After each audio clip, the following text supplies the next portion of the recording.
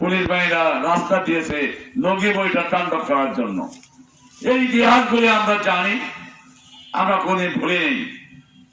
আমরা বহু অপকর্ম আছে যারা আমাদের উপরে নির্যাতন নিপীড়ন চলেছে, সব কিছুর প্রতিবাদ করা যায় না, সময় হলে করা হয়। সম্মানিত ভাইরা, আল্লাহ তাআলার ঘোষণা, তারা নির্মূল করবে, শেষ করে দেবে, আর আল্লাহর সিদ্ধান্ত হলো বিজয়ী দেবে নাকি?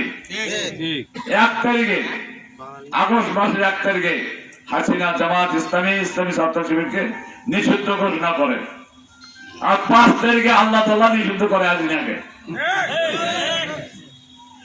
হাসিনা, তোমার আর দেশে থাকা নেই, তুমি চলে দাও। যায় নেই?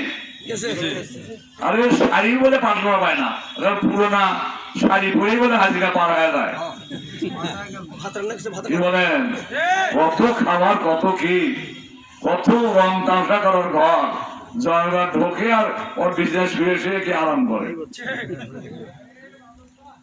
বঙ্গভবনে মানুষ ঢুকতে পারে, গণভবন, এটা হলো গণভবন।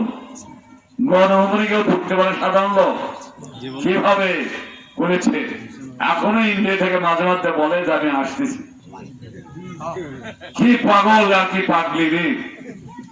মোদির সঙ্গে যায় কত আড্ডা দিচ্ছে এই পাগল আর পাগলি। সম্মানিত ভাই বন্ধুগণ, আপনারা দেখতে পাচ্ছেন শিবির নিষিদ্ধ হয় নাই, ছাত্রলীগই নিষিদ্ধ হয়েছে। কাজ এখন বাকি আওয়ামী লীগ তো এটাও হবে। আর যারা এর সহযোগিতা করবে, যারা এই দেশে নতুন করে সন্ত্রাস চাঁদাবাজি করবে, তাদেরকে আগামী দিন ভালো হবে না।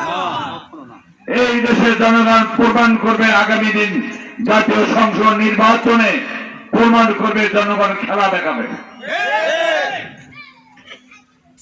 জনগণ সকলে একমুখী হয়েছে। জামাতকে শুধু তারা দেখেনি, এবার জামাতকে দেখতে চায়। জামাত ইসলামী আমিরে জামাত ঘোষণা দিলেন সারা দেশে কোন নৈরাজ্য তাণ্ডব লীলা চালানো যাবে না, এবং যারা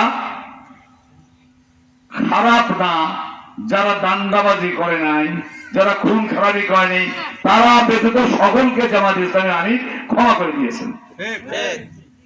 আমরা একটা পরিবেশ করতে চাই, আমরা একটি সুস্থ নির্বাচনী পরিবেশ গঠন করতে চাই, যে পরিবেশে মানুষ সকলে সুস্থভাবে ভোট দিতে পারবে।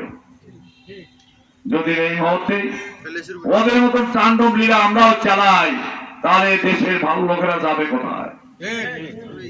এই জন্য আমরা জামাত, বিএনপি হোক, আওয়ামী লীগ হোক, জাতীয় পার্টি হোক, যারা ভালো লোক, যারা এই দেশের স্বাধীনতা সার্বভৌমত্ব চান, এই দেশে ভালোভাবে বসবাস করতে চান, এই দেশে আল্লাহর আইন সরকারের শাসন যারা দেখতে চান, তাদের সকলকে, সকল দলমত নির্বিশেষে সকলকে আমরা আহ্বান করি, আসুন সকলে আমাদের